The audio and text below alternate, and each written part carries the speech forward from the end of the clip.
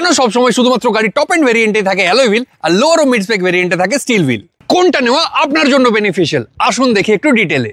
একটা still wheel সস্তা, simple ও heavy, অন্যদিকে একটা অ্যালয় হুইল লাইট, স্টাইলিশ ও দামি।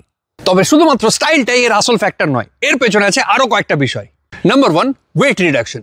অ্যালয় হুইলের ওজন তুলনামূলকভাবে হালকা হয় বলে এটা গাড়ির ওভারঅল ওয়েটটাকে কমিয়ে দেয়, যা অফার করে বেটার অ্যাক্সেলারেশন, স্পিড ও better mileage. Number 2, better heat dissipation.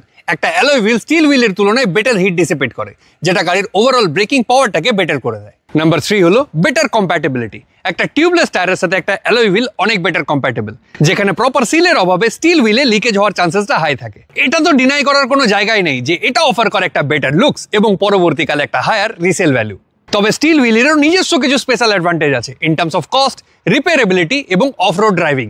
তবে আপনার ড্রাইভও যদি বেশিরভাগ হাইওয়ে বা সিটিতেই হয়ে থাকে, তাহলে having an alloy wheel is a great choice. আর বাংলায় এরকমই অটোমোটিভ রিলেটেড কন্টেন্ট আরো দেখতে চাইলে আমাদের চ্যানেলটাকে ফলো ও সাবস্ক্রাইব করে দিন। আর ভিডিওটা ভালো লাগলে লাইক করে শেয়ার করুন আপনার অ্যালয় প্রেমী বন্ধুর সাথে।